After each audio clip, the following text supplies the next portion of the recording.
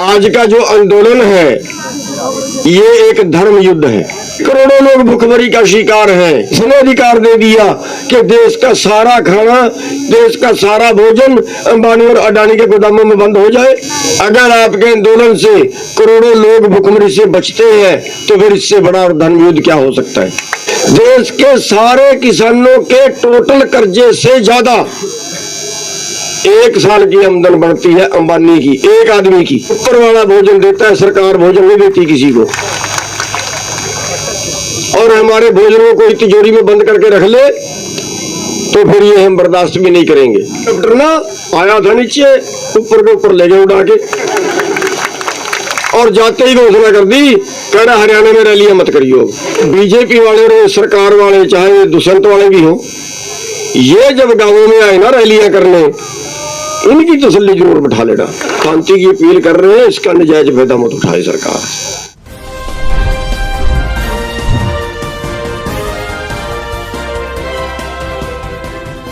सामने बैठे सभी हमारे भाइयों, बुजुर्गों, प्यारे बच्चों, हमारी बहनें, सभी को नमस्कार, सभी को राम राम।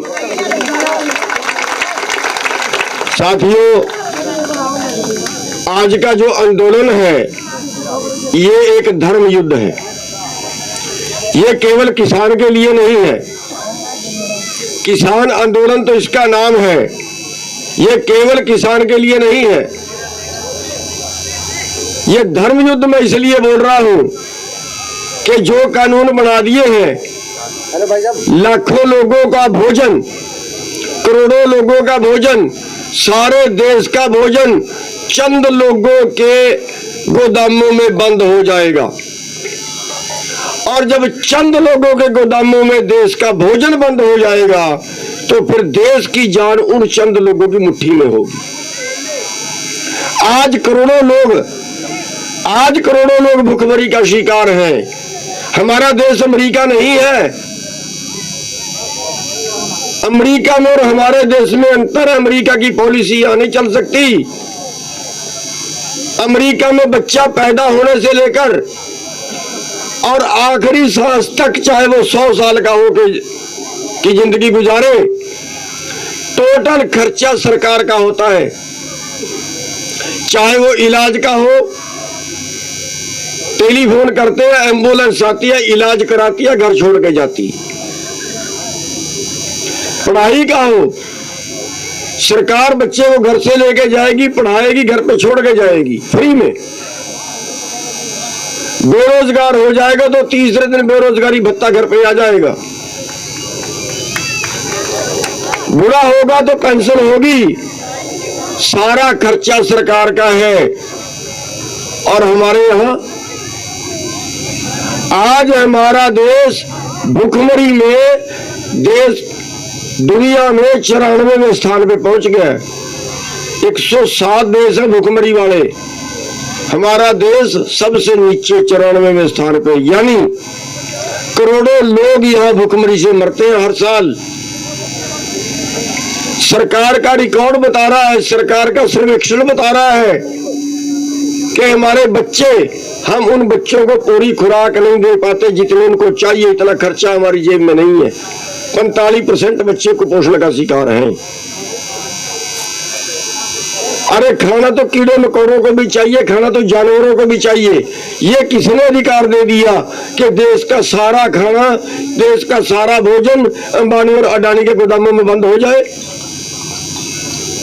और देश भूखा मरे। ये देश को उस भूखमरी से बचाने की लड़ाई है। और अगर आपके आंदोलन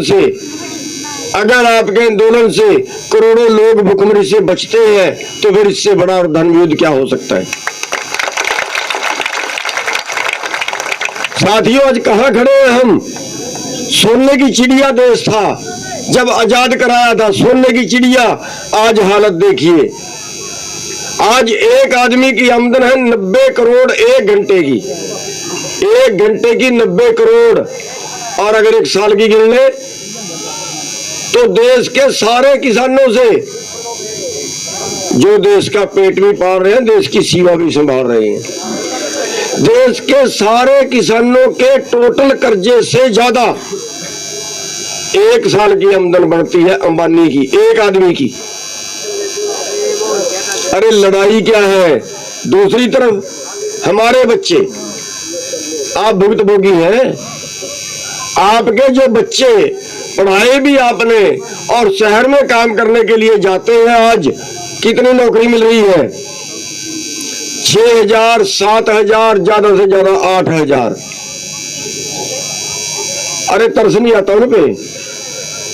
11-11 घंटे खड़ी ड्यूटी दे रहे हैं वो बच्चे। सरकार का न्यूनतम भाव है 9,500, न्यूनतम भाव मजदूरी का।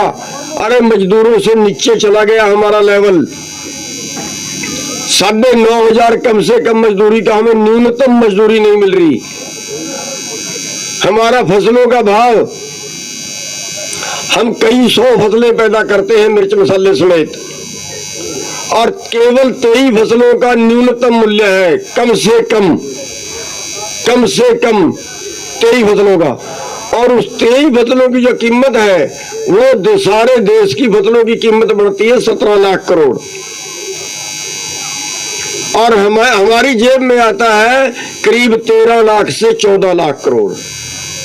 यानी न्यूनतम से 3-4 लाख करोड़ कम मिल रहा है हमें।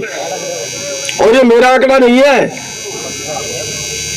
17-18 के एक आंकड़ा, एक सर्वेक्षण सामने आया है जिसमें बताया गया पिछले 15 साल में 45 लाख करोड़ रुपया किसानों की जेब में और आ जाता अगर उनको एमएसपी मिल जाता। बस वही लड़ाई है हमारी, न्यूनतम की लड़ाई है, हमारी भूखमरी से बचने की लड़ाई है।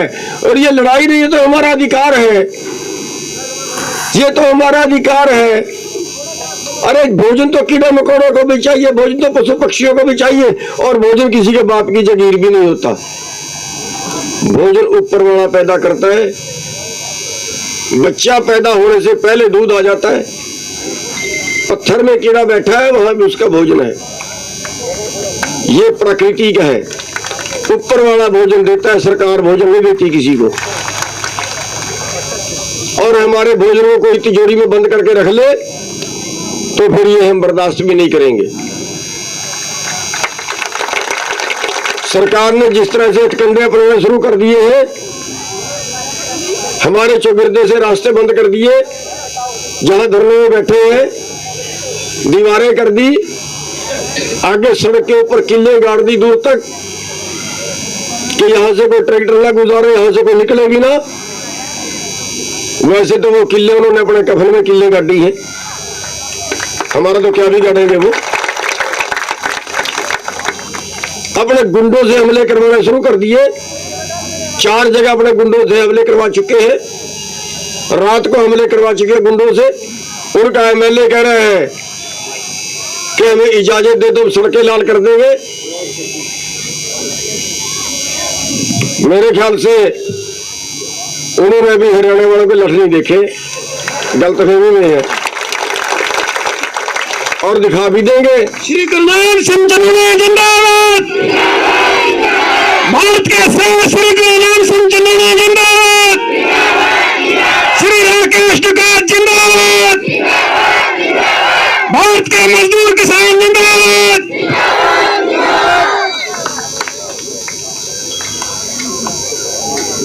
खट्टर से कहा था करनाल में माता, करने जरूर आऊंगा। फिर बेनती की प्रशासन से कि कह दो खट्टर से ना आए, प्रोग्राम कैंसिल कर दे। खट्टर का दोबारा से मैसेज आया, करने जरूर आऊंगा। हमने कहा फिर आ जा।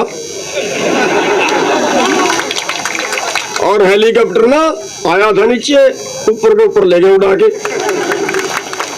और जाते ही घोषणा कर दी, कह रहा हरियाणा में रैलियां मत करियो। हरियाणा के लोग बहुत देर से जागते हैं, बहुत मुश्किल से जागते हैं, लेकिन अगर जाग जाए ना फिर सोते उससे भी ज्यादा मुश्किल से है। और अब जागने देखा इनका, जिस दिन रात को हमने वीडियो डाली ना, उधर राकेश टिकैत की वीडियो, उधर मैंने रात को वीडियो डाली के पहुंचो रात को 12 बजे 11 बजे 1 बजे लोग चल पड़े यहां से और सवेरे 6 बजे तक मोर्चे में पहुंच गए थे। और जब बीजेपी वाले हमला करते हैं ना, हमारे लिए मुसीबत उल्टी होगी। कुंडली बॉर्डर पे 2-3 बार हमला कर चुके हो और हमारे लोग भागते इधर से मोटे मोटे लड़ लेंगे, हमें रोकने मुश्किल हो जाते हैं। क्यों? बीजेपी वाले सोच रहे हैं कि ये लोग हमें मारे, 2-4 मर जाए, मरेंगे तो लोग 2-4 मर जाए और माहौल बदल जाए। कहीं धार्मिक रंग दे रहे हैं, कहीं किसी तरह का रंग दे रहे हैं। हम आपसे बेनती करते हैं कि सबने शांति बनाए रखनी है। ना हमने पुलिस से टकराना है, ना हमने प्रशासन से टकराना है। हाँ, ये बीजेपी वाले और सरकार वाले, चाहे ये दुष्यंत वाले भी हो, ये जब गांवों में आए ना रैलियां करने, इनकी तसल्ली जरूर बैठा लेना। यही है जो कानून बना रहे हैं हमारे लिए, यही है जो अपने बाप का राज समझ बैठे कि अब तो हम जाएंगे नहीं बस।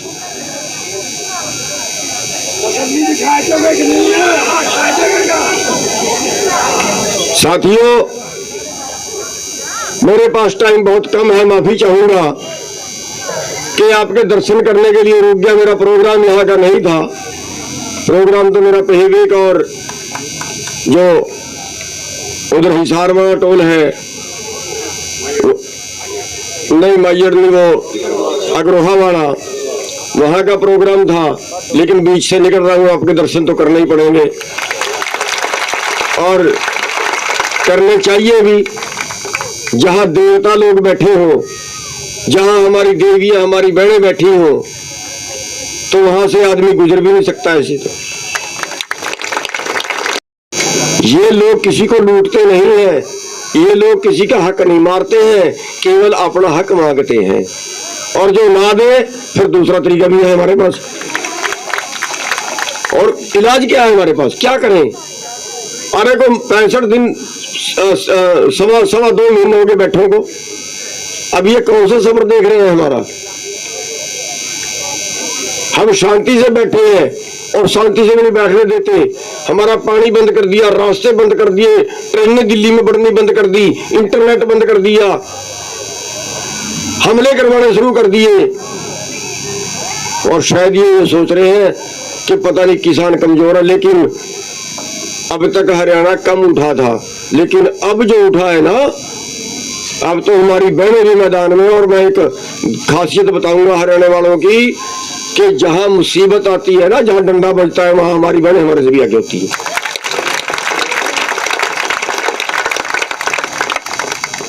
और सरकार के पास पुलिस के पास कुछ नहीं है।